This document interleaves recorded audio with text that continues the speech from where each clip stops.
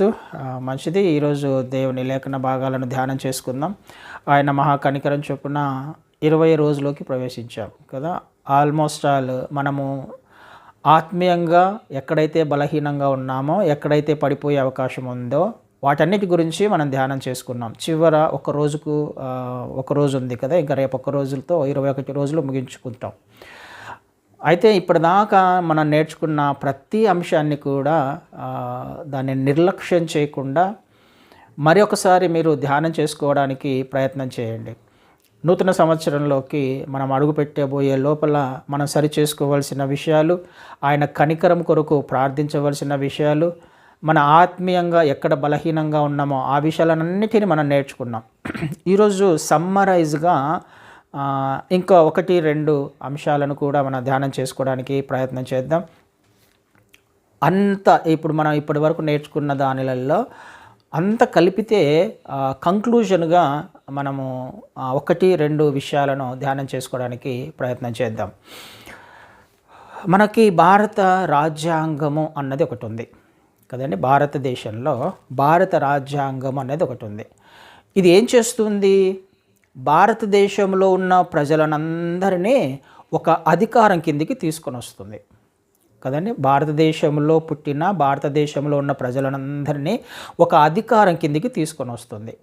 ఈ అధికారం కిందనే ప్రతి ఒక్కరు కూడా జీవించాలి. ప్రతి ఒక్కరి పనులు కూడా ఆ అధికారం కిందనే ఉండాలి. అధికారానికి, ఆ కాన్స్టిట్యూషన్కి వ్యతిరేకంగా ఏ పని చేసినా, ఏ ఆలోచన చేసినా, ఏ క్రియ చేసినా అది వారి నోటీస్కి వెళ్ళినప్పుడు ఆయా డిపార్ట్మెంట్లో కావచ్చు, లేకపోతే మనం ఎక్కడ వ్యతిరేకంగా ప్రవర్తించామో ఆ సందర్భాలలో ఆ అధికారుల నోటీస్కి వెళ్ళినప్పుడు మనకు రావాల్సిన పనిష్మెంట్ కూడా ఉంటుంది కదా. అది ఏ విషయంలో అయినా కానీ, న్యాయపరమైనది కావచ్చు, లేకపోతే మనం ట్రాఫిక్ విషయం, చిన్న విషయం తీసుకున్న ట్రాఫిక్ రూల్స్ క్రాస్ చేసినప్పుడు మనకు ఒక పనిష్మెంట్ అనేది, లేకపోతే ఒక ఫైన్ అనేది ఒకటి పడుతుంది. అందరం కూడా భారత రాజ్యాంగం క్రింద పనిచేస్తున్నప్పుడు, జీవిస్తూ ఉన్నప్పుడు మనము చేస్తున్న పనులు ఒకవేళ వ్యతిరేకంగా ఉన్నట్లయితే, రాజ్యాంగానికి, కాన్స్టిట్యూషన్కి వ్యతిరేకంగా ఉన్నట్లయితే ఏ విధంగా అయితే పనిష్మెంట్ ఉంటుందో, మంచి పనులు చేసుకుంటూ వెళ్ళినప్పుడు మనల్ని గవర్నమెంట్ గుర్తిస్తుందో లేదో కానీ సమాజంలో మాత్రము ఒక మంచి పేరునైతే ఖచ్చితంగా తీసుకొని వస్తుంది కదా. మనం వ్యక్తిగతంగా చక్కగా అన్ని విషయాలలో మంచిగా జీవిస్తున్నప్పుడు, సమాజపరంగా మంచిగా జీవిస్తున్నప్పుడు సమాజంలో ఒక మంచి పేరును కూడా సంపాదించుకుంటాం రాజ్యాంగ ప్రకారము కదండి. ఎగ్జాక్ట్గా ఆ విధంగానే నువ్వు, నేను, మనము ఏనాడైతే క్రీస్తును విశ్వసించామో ఆనాడు ఆటోమేటిక్గా ఒక అధికారం కిందికి వెళ్ళిపోతాం. ఒక రాజ్యాంగము మన మీద అధికారముగా ఉంటుంది, అధికారము చెలాయిస్తుంది.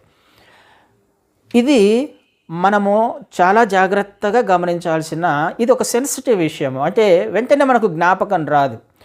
ఎందుకు? ఆయననే అంటాడు కదా, నా రాజ్యము ఇహ సంబంధమైనది కాదు, దేవుని రాజ్యము లోక సంబంధమైనది కాదు, ఆయన రాజ్యము పర సంబంధమైనది, ఆత్మ సంబంధమైనది.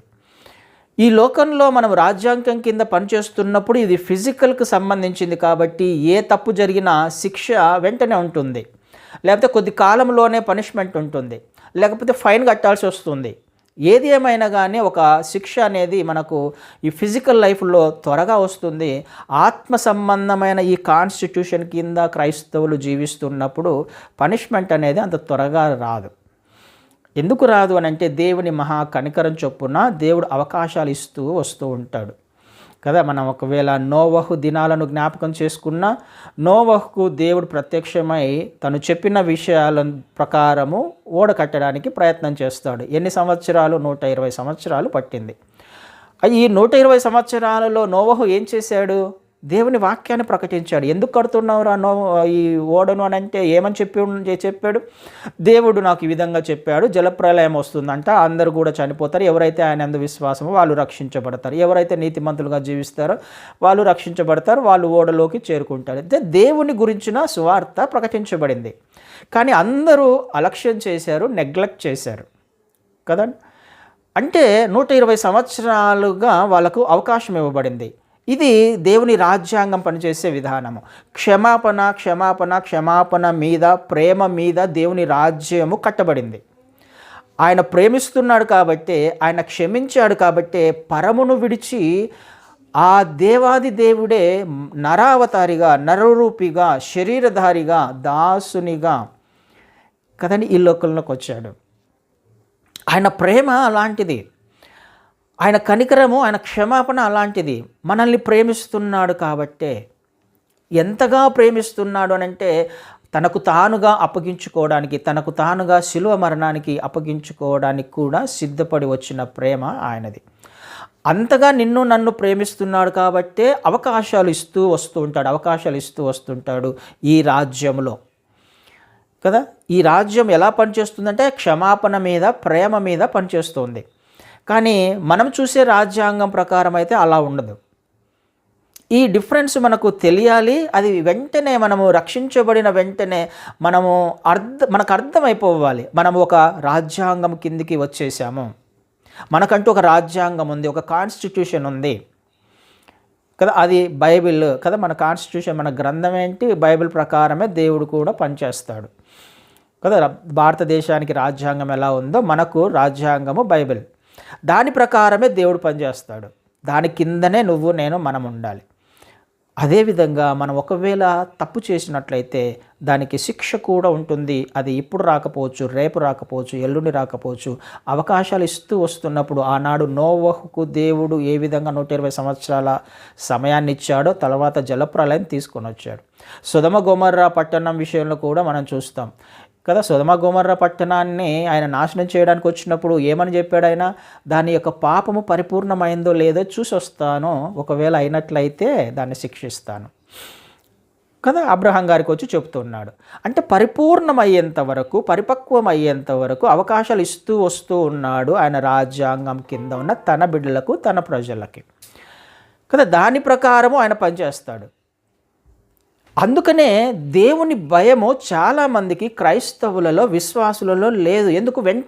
ఇక్కడైతే వెంటనే శిక్ష ఉంటుంది కాబట్టి మనం జాగ్రత్తగా బైక్ నడుపుతాం, జాగ్రత్తగా కారు నడుపుతాం, జాగ్రత్తగా మన లీగల్ ఇష్యూస్ కానీ లేకపోతే మనం చేయాల్సిన పనులు జాగ్రత్తగా చేసుకుంటాము. ఈ లోకంలో శిక్ష ఉంటుంది కాబట్టి. కానీ దేవుని రాజ్యాంగం కింద శిక్ష అంత త్వరగా ఉండదు కాబట్టి దేవుడంటే భయము లేని జీవితము విశ్వాసులు జీవిస్తూ ఉన్నారు, ఆత్మీయులు జీవిస్తున్నారు, క్రైస్తవులే జీవిస్తున్నారు.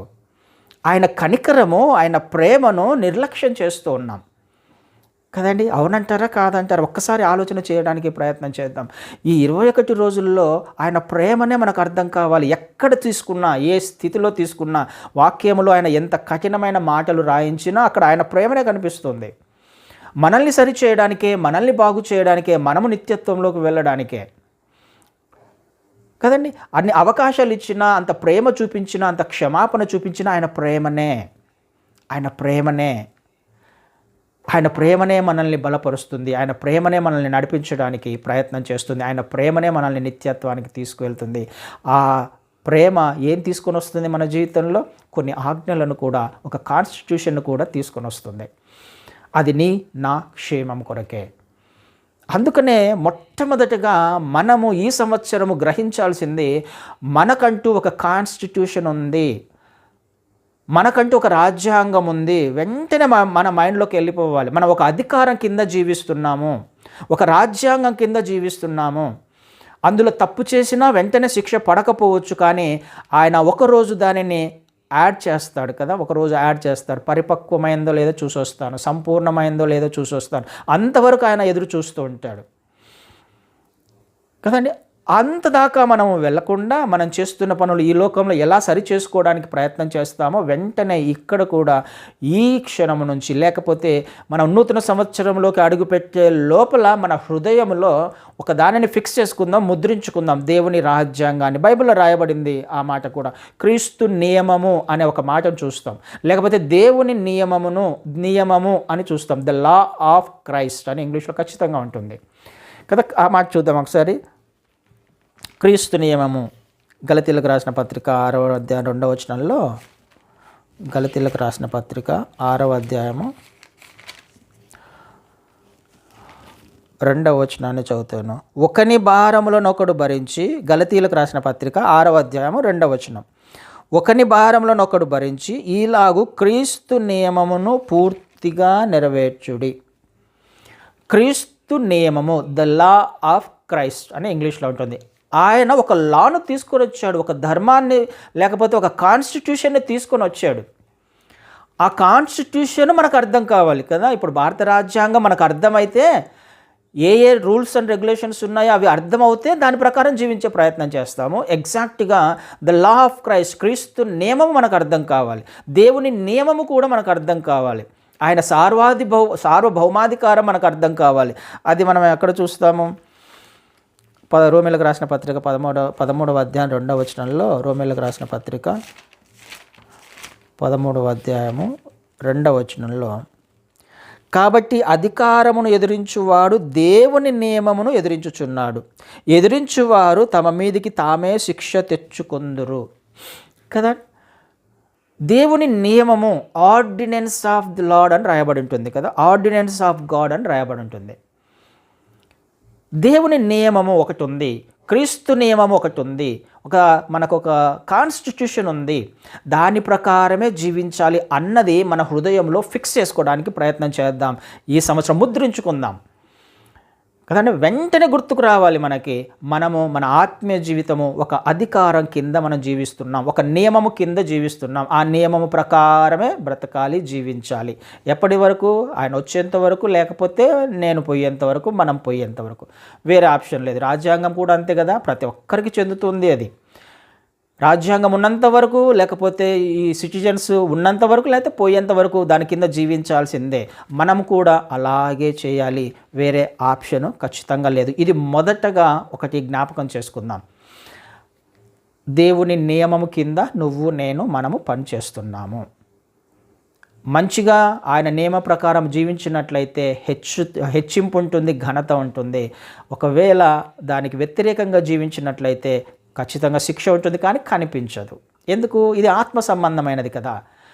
ఆత్మ సంబంధమైన రాజ్యంలో మనం ఉన్నాం, ఆత్మ సంబంధమైన రాజ్యాంగం కింద మనం ఉన్నాం. ఇది కనిపించదు, వెంటనే ఉండదు. కానీ దేవుడి కనికరం మాత్రము, కృప మాత్రము మనకు పనిచేస్తూనే ఉంటుంది. ఏనాడైనా ఏ సమయంలో అయినా జ్ఞాపకం చేసుకొని క్షమాపణ అడిగితే అది కొట్టివేయబడుతుంది. ఫైన్ ఏమి వేయడు ఆయన, ఇంకా 0 తీసుకొని వస్తాడు. కానీ ఇక్కడ మాత్రం ఖచ్చితంగా ఫైన్ వేయాల్సిందే, ఫైన్ కట్టాల్సిందే. ఇది దీనికి ఉన్న తేడా. కంప్లీట్గా 0కి వచ్చేస్తాం మనం. అదే మనం ఈరోజు ఈ 21 రోజుల్లో చేసిన పనే కదా. ఏదైతే మనకు తెలియకుండానే రాజ్యాంగం కింద మనం ఆయనకు వ్యతిరేకంగా పనులు చేశామో దానికి వచ్చిన కన్సిక్వెన్సెస్ ఏవైతే ఉన్నాయో, ఫైన్లు ఉన్నాయో, ఆ ఫైన్లను అన్నిటినీ 0 చేసుకున్నాం. ఆయన పే చేశాడు మన పక్షముగా. కాబట్టి వాటన్నిటిని 0 చేసుకోవడానికి ప్రయత్నం చేశాం, ఆయన కనికరమును కోరుకుంటూ కదండి. ఇది ఒకటి జ్ఞాపకం పెట్టుకోవడానికి ప్రయత్నం చేయండి. మనము ఆయన అధికారం కింద, ఆయన రాజ్యాంగం కింద, క్రీస్తు నియమము కింద, దేవుని నియమము కింద జీవిస్తున్నాము, పనిచేస్తున్నాము. ఒకటి. రెండవది రక్షణ వ్యక్తిగతము అన్నది జ్ఞాపకం పెట్టుకోండి. రక్షణ నీవుకు నాకు ఇవ్వబడిన రక్షణ వ్యక్తిగతం, పర్సనల్.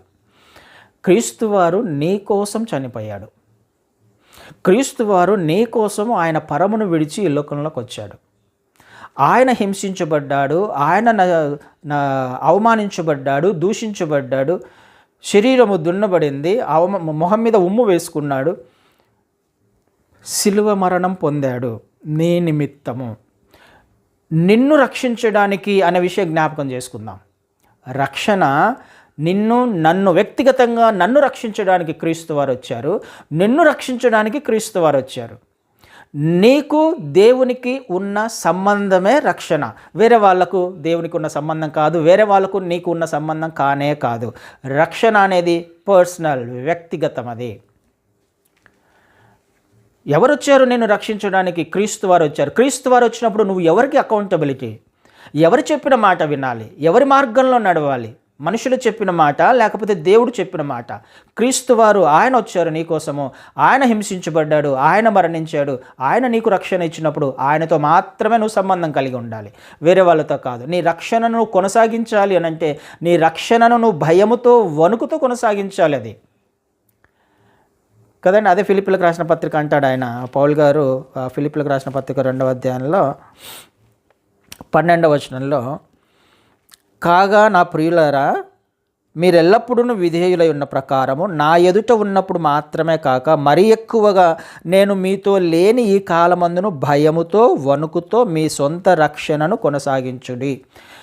మీ సొంత రక్షణ, ఇది మీ సొంత రక్షణ, నీకు సంబంధించింది రక్షణ, నీకు దేవునికి మాత్రమే సంబంధించింది. మీ ఇద్దరి మధ్యలో ఏ వ్యక్తి దూరడానికి అవకాశం లేదు. థర్డ్ పర్సన్ ఎంటర్ అవ్వడానికి అవకాశం లేదు. ఎప్పుడైతే థర్డ్ పర్సన్ ఎంటర్ అయ్యాడో ఖచ్చితంగా నీ రక్షణను నువ్వు పోగొట్టుకుంటావు. ఖచ్చితంగా నీ రక్షణ అపవిత్రపరచబడుతుంది, మలినపరచబడుతుంది. ఎందుకు అపవిత్రపరచబడుతుంది? వేరే వాళ్ళు వచ్చినప్పుడు నీవు ఆయన నీ కొరకు చనిపోయిన ఆ ప్రాసెస్ ఏదైతే ఉందో, ఆ త్యాగం ఏదైతే ఉందో నీకు అర్థమవుతుంది, కానీ ఎదుటి వ్యక్తికి అర్థం కాదుగా. నువ్వు ఎంతగా ఆయన యందు విశ్వాసం ఉంచావో, ఆ విశ్వాసము ఎంత ఉంచినావో, ఎంతగా ఆయనను నమ్ముతున్నావో ఎదుటి వ్యక్తికి అర్థం కాదుగా. ఆయన నీ వ్యక్తిత్వాన్ని లేకపోతే నీ రక్షణను పాడు చేసే అవకాశం ఉంది. అందుకనే నీకు దేవునికి సంబంధించింది మాత్రమే ఈ రక్షణ. మధ్యలో ఏ వ్యక్తి కూడా రాకూడదు. ఏదన్నా ఉంటే నువ్వు దేవుడు తెలుసుకోవాలి. నువ్వు తప్పు చేసినా, పొరపాటు చేసినా ఆయన వద్ద పాదాలను పట్టుకొని బ్రతిమలాడుకోవాలి. ఆయన క్షమించేవాడు, ఆయన కరుణించేవాడు, ఆయన కనికరించేవాడు, ఆయన నడిపించేవాడు. ఆయన చనిపోయాడు నీ కొరకు, నా కొరకు. నాకు సంబంధించింది రక్షణ, నీకు సంబంధించింది రక్షణ. ఎవరో చూస్తున్నారని జీవించేది కాదు రక్షణ అనేది కదా. పౌలు అక్కడ మాట్లాడుతున్నాను, నేను ఉన్నప్పుడు చాలా బాగా మీరు ఆత్మీయంగా జీవిస్తున్నారే, కానీ నేను లేనప్పుడు కూడా. రక్షణ అనేది మనుషులు ఉన్నప్పుడు, ఎవరో చూస్తున్నారన్నప్పుడు జీవించేది కాదు. రక్షణ భయముతో, వణుకుతో కొనసాగించాల్సింది. ఎవరు చూసినా, ఎవరు చూడకపోయినా, ఎవరు ఉన్నా, ఎవరు లేకపోయినా. ఇది మన జీవితంలో ఈ సంవత్సరము ఫిక్స్ చేసుకుందాం. నూతన సంవత్సరంలో ఆయన ఎక్స్పెక్టేషన్స్కు తగినట్టుగా ఆయన మహిమార్థమై జీవించాలి అని అంటే ఈ పాయింట్ నా హృదయంలో ఫిక్స్ అయిపోవాలి. నాకు దేవునికి ఉన్న సంబంధము, ఆయన నా కోసం వచ్చాడు, ఆయన నా కోసం చనిపోయాడు, ఆయన నా పాపాలను క్షమించాడు, నేను మరణించాల్సింది, నేను శిక్షించబడాల్సింది, నేను నిత్య నరకానికి వెళ్ళాల్సింది అని నేను అనుకోకపోతే ఎవరంతకు వారము.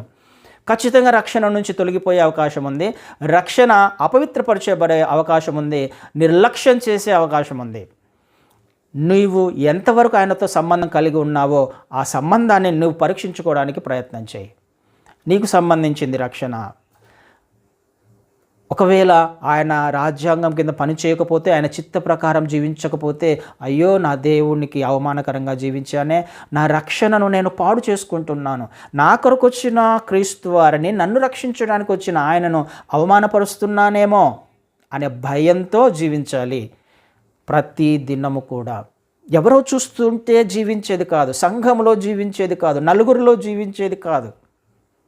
ఎవరు ఉన్నా, ఎవరు లేకపోయినా నువ్వు ఒక రాజ్యాంగం కింద ఉన్నావు. ఆటోమేటిక్గా నువ్వు ఒక రాజ్యాంగం కింద ఉన్నావు, ఒక అధికారం కింద జీవిస్తున్నావు, ఒక నియమం కింద ఉన్నావు అన్నది నా జీవితంలో ఫిక్స్ అయిపోవాలి కదండి. నీ రక్షణ ఎదుటి వ్యక్తి మీద ఆధారపడకూడదు. నీ రక్షణ ఎదుటి వ్యక్తి యొక్క విశ్వాసం మీద ఆధారపడకూడదు కదండి. చాలామంది తప్పు చేసేది బాగా జ్ఞాపకం పెట్టుకుందాము, పరీక్షించుకుందాం నిజమా కాదా అన్నది. చాలామంది విశ్వాసులు సంఘ కాపరినో లేకపోతే ఎవరైనా తనకంటే మంచిగా ఉన్న విశ్వాసులనో ఒక మోడల్గా పెట్టుకోవడానికి ప్రయత్నం చేస్తూ ఉంటారు. సంఘ కాపరి ఏది చెబితే అది, ఎలా చెబితే అది నిజమా కాదా అని పరీక్షించుకోవడానికి ప్రయత్నం చేయరు, కానీ ఆయన చెప్పిందే సరైనది కదండి. ఎంతమంది ఉన్నారు, ఎన్ని లక్షల మంది ఉన్నారు అలా. ఆయన తప్పు చేస్తే వీళ్ళు తప్పు చేస్తారు, వీళ్ళు కూడా పొరపాటు చేస్తారు. అందుకనే వ్యక్తిగతము రక్షణ అన్నది సెకండ్ పాయింట్. నేను జ్ఞాపకం పెట్టుకోవాల్సింది రక్షణ నీకు, నాకు, క్షమించండి, నీకు దేవునికి సంబంధించింది, నీకు వేరే వ్యక్తికి సంబంధించింది కాదు. నీ సంఘ కాపరికో లేకపోతే ఇంకొక వ్యక్తికో సంబంధించింది కానే కాదు. నీ కోసం దేవుడు వచ్చాడు, నీ కోసం వచ్చాడు. సేవకుని కోసము లేకపోతే సేవకుడు చెప్తే వినడానికి నువ్వు రక్షించబల్లా. లేకపోతే ఇంకొక వ్యక్తి చెబితే నువ్వు రక్షించవల్లా, ఇంకొక వ్యక్తి నీ కొరకు ప్రాణం ఇవ్వలా, ఎవరో నీ కొరకు త్యాగం చేయలా. ఆలోచన చేయడానికి ప్రయత్నం చేద్దాము. స్ట్రిక్ట్గా మన హృదయంలో ముద్రించుకుందాం ఈ విషయాన్ని. రక్షణ నాది, రక్షణ నా కొరకు ఆయన క్రీస్తు వారు వచ్చారు, నాకు ఆయనకు మధ్యలో ఉన్న సంబంధం ఇది, ఇంకా వేరేది ఏది కాదు. ఎవరికి వేరే వాళ్ళని చూసి వీళ్ళని చూసి నీ రక్షణ ఒకవేళ నువ్వు పాడు చేసుకుంటే అసలు నువ్వు రక్షించబడలేదు అని ఒకటి జ్ఞాపకం పెట్టుకోండి. ఆ వ్యక్తిని చూసి ఆ వ్యక్తి చెప్పినట్టుగా మనం వెళ్తూ ఉంటే ఆ వ్యక్తి చేసినది ఒకవేళ వాక్యానుసారం కాకపోతే నేను రక్షించవల్లా, రాసేసుకోండి అది డామ్ షూర్గా. నేను సరైన మార్గంలో క్రీస్తు నియమం కింద లేను, దేవుని నియమం కింద లేను.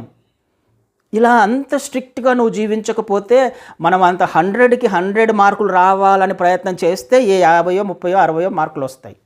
అంటే అంత స్ట్రిక్ట్గా నేను ఫాలో అవ్వాల్సిన అవసరం ఉంది నెక్స్ట్ ఇయర్లో, మొదటి దినము నుంచే. అంటే నాకు అర్థం అవ్వాల్సింది రక్షణ నాది, నాకు సంబంధించింది. ఎవరో వ్యక్తి వచ్చి నా రక్షణను దోచుకెళ్ళడం ఏంటి, నా రక్షణను పాడు చేయడం ఏంటి అనే రోషము నీలో నాలో మనలో ఉండాలి. ఎవరో వచ్చి పాడు చేస్తే పాడు చేయించుకుంటామా మన రక్షణని? ఎవరో వచ్చి తప్పుడు మార్గంలో నడిపిస్తే పర్వాలేదు, జీవించవచ్చు, వెళ్ళొచ్చు, చేయొచ్చు, ఉండొచ్చు అని అనుకుంటే మనం ఆ విధంగా వెళ్తామా? రక్షణ నాది, ఆయన నా కోసం వచ్చాడు, ఆయన త్యాగం చేశాడు నా కోసం, ఆయన కొన్ని మాటలు చెప్పాడు, కొన్ని నియమాలను చెప్పాడు, ఆ నియమాన్ని నేను పాటించాలి. ఫిక్స్ అయిపోదాం దీన్ని. లేఖనాలు చెబుతున్నాయా లేదా, వాక్యం చెబుతుందా లేదా, దేవుడు ఆ విధంగా నన్ను హెచ్చరిస్తున్నాడా, ఆ విధంగా నన్ను నడిపిస్తున్నాడా, ఆ విధంగా ఆజ్ఞాపించాడా లేదా, ఇది మాత్రమే నీకు నాకు మనకు కావాలి. ఇంకొకటి కావాలి, ఏ సేవకుడిని ఫాలో అవ్వాల్సిన అవసరం లేదు కదా. ఎంత గొప్ప ఆత్మీయుడైనా వ్యక్తిని అనుసరించడము మానేద్దాము. లేకపోతే కొన్ని డినామినేషన్స్ కొన్ని ఉంటాయి కదా, ఆ డినామినేషన్ సిద్ధాంతాలను అనుసరించే వాళ్ళు చాలామంది ఉంటారు. ఇది సరైన క్రమం, ఈ క్రమాన్ని ఆచరిస్తేనే పరలోకం వెళ్తాం. నిజమా అది? మరి బైబిల్ ఎందుకు? వాళ్ళు బైబిల్ని వాళ్ళే ఫాలో అవుతున్నారు, వేరే డినామినేషన్ వాళ్ళు ఫాలో అవుతున్నారు. మళ్ళీ వాళ్ళు వెళ్ళరా? వేరే డినామినేషన్ వాళ్ళు వెళ్ళరా? ఆ సిద్ధాంతాన్ని ఫాలో అవుతున్న వారు వెళ్ళరా? అందుకనే ఒకసారి ఆలోచన చేసుకునే ప్రయత్నం చేద్దాం. సిద్ధాంతము నిన్ను రక్షించలేదు, సంఘము నిన్ను రక్షించలేదు, సేవకుడు నిన్ను రక్షించలేదు. క్రీస్తు వారు వచ్చారు నిన్ను రక్షించడానికి. ఆయనను మాత్రమే వెంబడించడానికి ప్రయత్నం చేయి. ఏ సిద్ధాంతాన్ని, ఏ సంఘాన్ని, ఏ డినామినేషన్ని కాదు, ఏ సేవకుడిని కాదు కదండి. ఇదొకటి మనము ఈ సంవత్సరం ఫిక్స్ అయిపోదాము మన జీవితంలో. మూడవదిగా ఇంకొకటి, ఎదుటి వ్యక్తి నీ జీవితంలో, నీ ఆత్మీయ జీవితంలో ఎంతో ప్రముఖమైన వ్యక్తి, చాలా ప్రాధాన్యత సంతరించుకో. ఎదుటి వ్యక్తి ఎవరైనా కావచ్చు, థర్డ్ పర్సన్. ఇందాక నీకు దేవునికి ఉన్న రిలేషన్ అది, ఆయనకు నీకు మధ్యలో ఎవరు రాకూడదు, ఆయనకు నీకు మధ్యలో ఎవరు రాకూడదు, రక్షణ విషయంలో ఎవరు రాకూడదు. కానీ కాన్స్టిట్యూషన్ ఫాలో అయ్యే విషయంలో మాత్రం ఎదుటి వ్యక్తి నీ ఆత్మీయ జీవితాన్ని ప్రభావితం చేసేవాడు, ఖచ్చితంగా ప్రభావితం చేస్తాడు. నీ ఆత్మీయ జీవితం చక్కగా ఆత్మీయంగా ముందుకు వెళ్ళాలి, ఏ డిస్టర్బెన్సెస్ లేకుండా అంటే ఎదుటి వ్యక్తిని నువ్వేం చేయాలి? ఖచ్చితంగా ప్రేమించాలి, ఖచ్చితంగా క్షమించాలి. వేరే ఆప్షన్ లేదు కదండి. ఎదుటి వ్యక్తిని నేను ప్రేమించకపోయినా, క్షమించకపోయినా ఆయన నియమం ఏం చెప్తుంది? ఆయన కాన్స్టిట్యూషన్ ఏం చెప్తుంది? నన్ను ప్రేమించకపోతే, లేకపోతే నీ సహోదరుని నువ్వు క్షమించకపోతే నేను నిన్ను క్షమించను. లేఖనాలు ఉన్నాయి కదా. నేను చెప్తున్న మాటలు కాదు ఇవి. నువ్వు ఎవరిని క్షమించకపోయినా ఆయన క్షమించడు. ఆయన క్షమించకపోతే నేను ఆయన నియమాన్ని పాటిస్తున్నానా? ఖచ్చితంగా పాటించట్లా. పాటించకపోతే నేను ఏ విధంగా నిత్యత్వానికి వెళ్తాను? ఏ విధంగా నేను ఆయన మార్గంలో నడిచినట్టుగా ఉంటుంది? నేను దేవుణ్ణి ప్రేమిస్తున్నాను కానీ నా సహోదరుణ్ణి ప్రేమించలేను అని అంటే కుదరదు. అలాంటప్పుడు దేవుణ్ణి కూడా నువ్వు ప్రేమించట్లేదు అని. ఎందుకు? ఆయన నియమం అది ఎదుటి వ్యక్తిని ప్రేమించడము అన్నది. ఖచ్చితంగా జ్ఞాపకం చేసుకోవడానికి ప్రయత్నం. ఎదుటి వ్యక్తి, సహోదరుడు, పొరుగువాడు, చుట్టుపక్కల ఉన్నవారు ఎవరైనా కావచ్చు, నా జీవితంలో చాలా ప్రముఖ పాత్ర పోషిస్తాడు. ఆ వ్యక్తి మనల్ని నరకానికి తీసుకువెళ్ళే అవకాశం ఉంది. ఆ వ్యక్తి మళ్ళీ చెప్తున్నాను, ఆ వ్యక్తి మనల్ని నరకానికి తీసుకుని వెళ్ళే అవకాశం ఉంది. నేను చెప్పాలి ఆ మాట. మత్తయి సువార్తలో మత్తయి సువార్త 5వ అధ్యాయంలో, మత్తయి సువార్త 5వ అధ్యాయము 23వ వచనాన్ని చదువుతాను. కావున నీవు బలిపీఠము వద్ద అర్పణమును అర్పించుచుండగా, మత్తయి సువార్త 5వ అధ్యాయము 23వ వచనము. కావున నీవు బలిపీఠము వద్ద అర్పణను అర్పించుచుండగా నీ మీద నీ సహోదరునికి విరోధం ఏమైనా కలదని అక్కడ నీకు జ్ఞాపకం వచ్చిన ఎడల అక్కడ బలిపీఠము ఎదుటనే నీ అర్పణను విడిచిపెట్టి మొదట వెళ్ళి నీ సహోదరునితో సమాధాన పడుము. అటు తర్వాత వచ్చి నీ అర్పణము అర్పించుము. నీ ప్రతివాదితో నీవును త్రోవలో ఉండగానే త్వరగా వానితో సమాధానపడువు. లేని ఎడల ఒకవేళ నీ ప్రతివాది నిన్ను న్యాయాధిపతికి అప్పగించును, న్యాయాధిపతి నిన్ను బండ్రౌతుకు అప్పగించును. అంతటి నీవు చెరసాలలో వేయబడదువు. కడపటి కాసు చెల్లించు వరకు అక్కడ నుండి నీవు వెలుపలికి రానేరవని నీతో నిశ్చయముగా చెప్తున్నాను. లేఖనాలు స్పష్టంగా ఉన్నాయా? దేవుని నియమాలు స్పష్టంగా ఉన్నాయా? ప్రార్థన చేయడానికి వచ్చినా, దేవునితో సంబంధం కలిగి ఉండడానికి నువ్వు ఆయన దగ్గరికి వచ్చినప్పుడు ఒకవేళ ఎవరికైనా నీ మీద వేరే అతనికి ద్వేషం ఉన్నా నువ్వే వెళ్ళి సారీ చెప్పాలి. నీకు వేరే వాళ్ళ మీద ద్వేషం ఉన్నా నువ్వే వెళ్ళి సారీ చెప్పాలి. రెండిటిలో నువ్వే సారీ చెప్పాలి. ఆ వ్యక్తికి నీ మీద ద్వేషం ఉన్నా కోపం ఉన్నా నువ్వే సారీ చెప్పాలి. ఆ విషయం నీకు తెలిసినప్పుడు. నీకు వేరే వ్యక్తి మీద ద్వేషం కోపం ఉన్నా నువ్వే సారీ చెప్పాలి. ఆ విషయం గుర్తుకొచ్చినప్పుడు అసలు ఫస్ట్ ప్రార్థనే చేయొద్దు అంటాడు. అసలు ఫస్ట్ నా వద్దకు రావద్దు అని అంటున్నాడు. అర్పణను అక్కడే వదిలిపెట్టేసేయి. అక్కడ నుంచి లేచి వెళ్ళి ఫస్ట్ సమాధాన పడవు. సమాధాన పడకపోతే కదా, సహోదరునితో సమాధాన పడకపోతే, అక్కడ సహోదరుడు అనే మాట రాయబడింది కదా. 24వ వచనంలో మొదట వెళ్ళి 24వ వచనంలో నీ అర్పణను విడిచిపెట్టి మొదట వెళ్ళి నీ సహోదరునితో సమాధాన పడము. అక్కడ సహోదరుడు వచ్చాడు. కిందికి వచ్చేసరికి ఏమవుతుందో చూడండి. ఆ 25వ వచనం సరికి 25వ వచనంలో నీ ప్రతివాదితో నువ్వు త్రోవలా ఉండగానే సమాధానం. సహోదరుడు కాస్త వెంటనే ఏమైపోతున్నాడు? ప్రతివాది అయిపోతున్నాడు. నీకు ఆపోజిట్గా దేవుని వద్దకు, అదిగో ఆ వ్యక్తి ద్వారా ఇది నన్ను దూషించాడు, నన్ను క్షమించలేదు, నన్ను హింసించాడు అని ఒకవేళ ఆ వ్యక్తి నీ గురించి ఒక తప్పుడు మాట చెప్పినట్లయితే ఏమవుతుంది? అది దేవుడు తీసుకుంటాడు. నువ్వు క్షమించలేకపోయినా, నువ్వు సమాధాన పడకపోయినా ఆ కేసు దేవుని వద్దకు వెళ్ళడానికంటే ముందుగానే నువ్వు చేయాల్సిన పని ఇది. వాద ప్రతివాదాలు ఉంటాయి కదా, కోర్టులోకి వెళ్ళకముందే చేయాలి ఇది. ఒక్కసారి కోర్టులోకి వెళ్ళింది అని అంటే దేవుడు నీ మాట వినడు. ఇక ఎందుకు వినడు? నువ్వు చేయాల్సిన పని చేయాలా. అసలు యాక్సెప్ట్ చేయడు ఆయన. ఇంకా కోర్టు దాకా కూడా యాక్సెప్ట్ చేయడు ఆయన. అప్పగించేస్తాడు, ఆయన శిక్షించేస్తాడు. ఎందుకు? మొదటగానే ఆడిదాకా రాకూడదు. ఆడిదాకా రాకముందే మనకు కొన్ని నియమాలు ఇవ్వబడ్డాయి, కొన్ని ఆజ్ఞలు ఇవ్వబడ్డాయి. శిక్షించేస్తాడు. అందుకనే నియమాలు తెలియాలి, క్రైస్తవ నియమాలు, లేకపోతే కాన్స్టిట్యూషన్ అర్థం కావాలి. అందుకనే నీ ఎదురుగా ఉన్న నీ సహోదరుడు, నీ చుట్టుపక్కల ఉన్న నీ సహోదరులు ఎవరైనా కావచ్చు, నీ పొరుగువారు ఎవరైనా కావచ్చు, వాళ్ళతో నువ్వు ఎలా ఉండాలి? సమాధానంతోనే ఉండాలి. వాళ్ళను ప్రేమిస్తూనే ఉండాలి, వాళ్ళను క్షమిస్తూనే ఉండాలి, క్షమించాలి.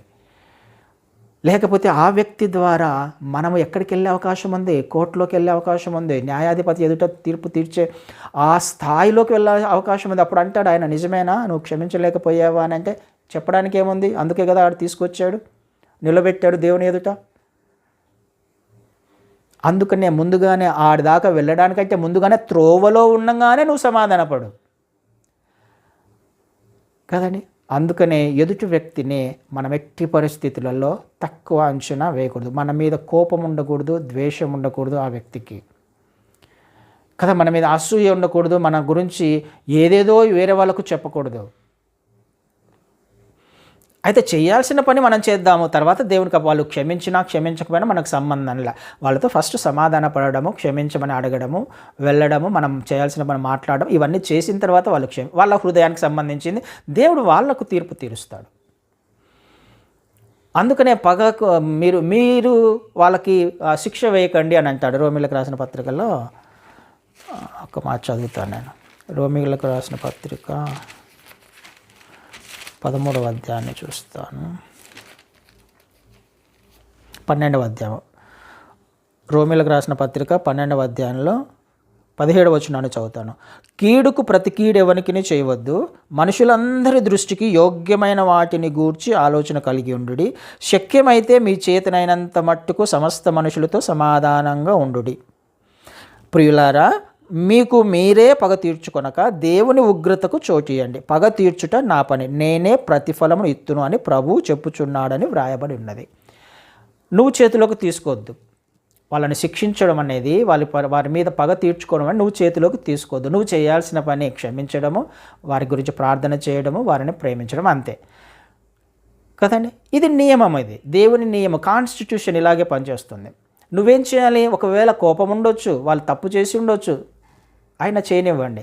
ఎందుకు చేయనివ్వచ్చు? నువ్వు కరెక్ట్గా ఉన్నప్పుడు ఆటోమేటిక్గా దేవుడు ఎవరిని తీర్పులోకి తీసుకొని వస్తాడు? పగ తీర్చుట నా వంతు. ఆయనకు తెలీదా? ఖచ్చితంగా తెలుసు. నాకు ఇవ్వండి, నేను పగ తీర్చుకొని నేను ప్రతిఫలం ఇస్తాను వాళ్ళకి. ఇది మనం ఆలోచన చేయడానికి ప్రయత్నం చేద్దాం. మనము మన ఆత్మీయత పాడవడానికి, మనము నరకము వైపుగా నిత్యత్వము నుండి తప్పించబడడానికి మన ఎదురుగా ఉన్న ఏ వ్యక్తి అయినా, ఎవరైనా, బంధువులు కావచ్చు, రక్త సంబంధికులు కావచ్చు, స్నేహితులు కావచ్చు, ఇరుగు పొరుగు వారు కావచ్చు, ఎవరితో అయినా కానీ మనకు ఉండాల్సింది సమాధానము. ఒకవేళ ఆ వ్యక్తి మన గురించి అలాంటి వాడు ఇలాంటి వాడు అని అన్నారు అని అంటే డైరెక్ట్గా కాన్స్టిట్యూషన్కి చెడ్డ పేరు వస్తుంది కదా. రాజ్యాంగానికి, ఎవరు రాజ్యాంగాన్ని రచించింది? క్రీస్తు వారు, దేవునికి. ఆయనకు చెడ్డ పేరు వస్తుంది, ఆయనకు అవమానం. అందుకనే మనం చేయాల్సింది ఎదుటి వ్యక్తి మన జీవితాలను, మన ఆత్మీయ జీవితాలను ప్రభావితం చేస్తాడు, ఖచ్చితంగా ప్రభావితం చేస్తాడు. మన నిత్యత్వము నుండి మనల్ని తప్పించే అవకాశం ఉంది ఆ వ్యక్తి. కాబట్టి అతనితో సాధ్యమైనంత వరకు, ఇదాక చదివాము అదే, సాధ్యమైనంత వరకు ఆ వ్యక్తితో నువ్వేం చేయాలి? సమాధాన పడుతూనే ఉండాలి, సమాధాన పడాలి. ఇది దేవుని యొక్క నియమము చెప్తుంది. మనం గుర్తుపెట్టుకోవాల్సింది, ఒక కాన్స్టిట్యూషన్ కింద ఉన్నాము, దేవుని నియమం కింద ఉన్నాము. నాది సొంత రక్షణ, నేను దేవునికి ఉన్న సంబంధం మాత్రమే కదా. రక్షణ అనేది వ్యక్తిగతము. మూడవదిగా, నా సహోదరుని పట్ల నేను సమాధానము కలిగి ఉండాలి. నాలుగవ, ఇదే మన జీవితంలో ఎదుటి వ్యక్తినే మన ఆత్మీయ జీవితాన్ని పాడు చేసిన, ఆత్మీయంగా బలపరిచిన ఎదుటి వ్యక్తి యొక్క ప్రభావం ఖచ్చితంగా ఉంటుంది మన జీవితంలో. ఇంకొకటి ఏంది, నాలుగవ విషయం కూడా ఎదుటి వ్యక్తి గురించే. ఎదుటి వ్యక్తి మనకు ఏదో మేలు చేయాలని, లేకపోతే ఆ వ్యక్తి ఈ విధంగా ఉండాలి, లేకపోతే నన్ను గౌరవించాలి, నన్ను రెస్పెక్ట్ చేయాలి కదా, నా కొరకు పని చేసి పెట్టాలి, మనం కొన్ని ఎక్స్పెక్ట్ చేస్తుంటాం. మనల్ని గౌరవించాలి, మనల్ని పొగడాలి, మనల్ని బాగా చూసుకోవాలి, ఇవన్నీ ఉంటాయి కదా కొన్ని. అది ఎక్స్పెక్ట్ చేయొద్దు అని అంటాడు ఆయన కదా. ఆ మాట నేను చెప్పాలా, చూపిస్తాను మీకు. మత్తయి సువార్తలో, లేకపోతే 2 చోట్ల ఉంది. లూకా సువార్తను చదువుతాను నేను. లూకా సువార్తలో 6వ అధ్యాయము, లూకా సువార్త 6వ అధ్యాయము 31వ వచనాన్ని చదువుతాను. మనుష్యులు మీకేలాగు చేయవలెనని మీరు కోరుదురో అలాగూ మీరును వారికి చేయుడి. మీకు ఎదుటి వ్యక్తి ఏ విధంగా అయితే చేయాలని మీరు ఆలోచిస్తున్నారో, ఎక్స్పెక్ట్ చేస్తున్నారో, మీకు గౌరవం ఇవ్వాలని, మిమ్మల్ని హెచ్చించాలని, మిమ్మల్ని పొగడాలని, మీ కొరకు పనులు చేయాలని కదా, మీరు చెప్పిన మాట వినాలని, ఏదైతే నేను ఎదుటి వ్యక్తి గురించి ఆలోచన చేస్తున్నామో, కోరుకుంటున్నానో, అదే పనిని ఎదుటి వ్యక్తికి నువ్వు కూడా చెయ్యాలి. చేయగలిగే స్థాయిలో ఉన్నప్పుడే నువ్వు ఎక్స్పెక్ట్ చేయి. లేకపోతే నీకు రైట్ లేదు అని అర్థం. ఈ నియమం ప్రకారము నీకు రైట్ లేదు. ఎదుటి వ్యక్తి నన్ను గౌరవించాలి, ఎదుటి వ్యక్తికి నాకు నమస్కారం చేయాలి, ఎదుటి వ్యక్తి నన్ను పొగడాలి, ఎదుటి వ్యక్తి నన్ను బాగా చూసుకోవాలి, ఎదుటి వ్యక్తి నేను వస్తే నమస్తే కొట్టాలి. కొన్ని ఉంటాయి కదా, సంఘాలలో కానీ, విశ్వాసుల్లో కానీ, ఆత్మీయంగా ఇదిగా ఉన్న వాళ్ళను కదా గౌరవించాలి.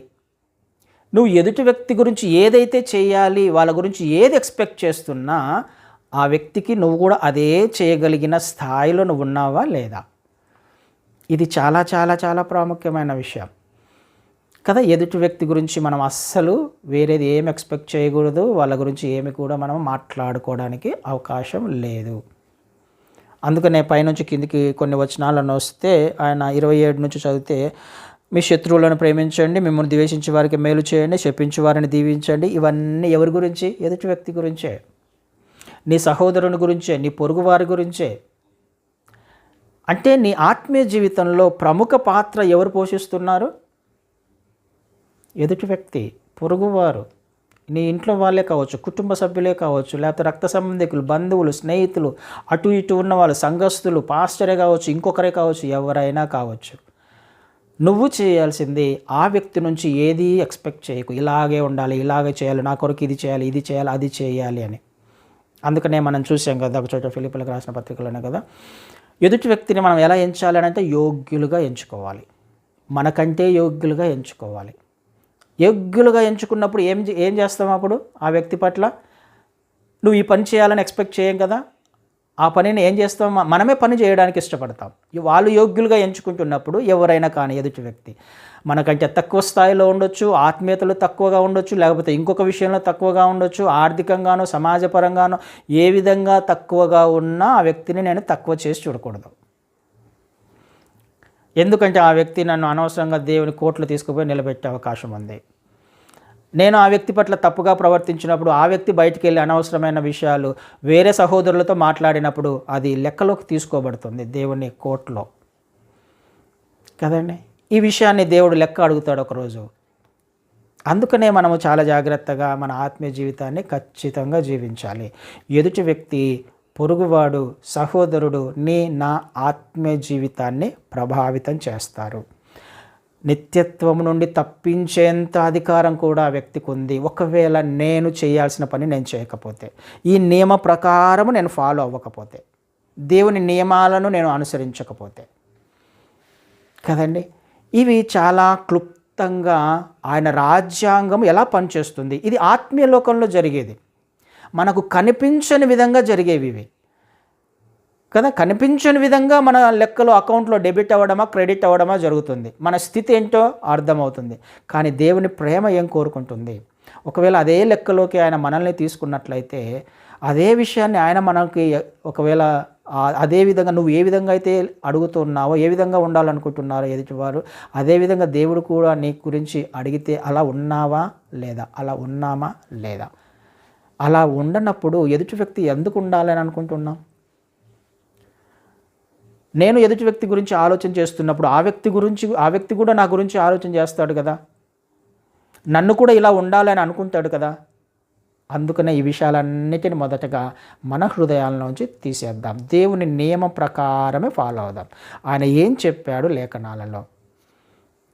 నువ్వు చేయగలవా? నువ్వు అనుకున్నదే ఆ వ్యక్తికి చేయగలవా? చేయగలిగినప్పుడు నువ్వు ఎక్స్పెక్ట్ చేయి. నువ్వు ప్రేమగా మాట్లాడినప్పుడు ఆ వ్యక్తి నుంచి ప్రేమ ఎక్స్పెక్ట్ చేయి. నువ్వు క్షమిస్తున్నప్పుడు ఆ వ్యక్తి నుంచి క్షమాపణ ఎక్స్పెక్ట్ చేయి. నువ్వు ఇది చేయకుండా ఆ వ్యక్తి నుంచి ఇది కావాలి అని అనుకోవడం మాత్రం తప్పు, పొరపాటు అని అంటుంది లేఖనాలు కదా. నియమాలు ఇలాగే పనిచేస్తాయి. అందుకనే కాన్స్టిట్యూషన్ ఎలా పనిచేస్తుంది అనేది మనకు అర్థం కావాలి. ఆత్మీయ జీవితంలో ఆత్మలోకంలోకి మనం ఎంటర్ అయినప్పుడు మొదటగా ఒక కాన్స్టిట్యూషన్ కిందకు వచ్చాము అని జ్ఞాపకం పెట్టుకోవాలి. రక్షణ నా వ్యక్తిగతము అని జ్ఞాపకం పెట్టుకోవాలి. నా సహోదరుణ్ణి ప్రేమించడం, క్షమించడం తప్ప నేను ఏది చేయకూడదు అనేది జ్ఞాపకం పెట్టుకోవాలి. నా సహోదరుల నుంచి నేను ఏది ఎక్స్పెక్ట్ చేయకూడదు, నేనే తిరిగి ఇవ్వాలి ఆయనకి కదా. మనమే చేయాలి, మనమే ప్రేమించాలి, మనమే క్షమించాలి, మనమే ఆయన గురించి ప్రార్థన చేయాలి, మనమే చేయాలి, మన నుంచే వెళ్ళాలి. అప్పుడు అక్కడి నుంచి వస్తుంది కదా. ఆ విషయం ఆ వ్యక్తికి కూడా అర్థమవుతుంది కదా.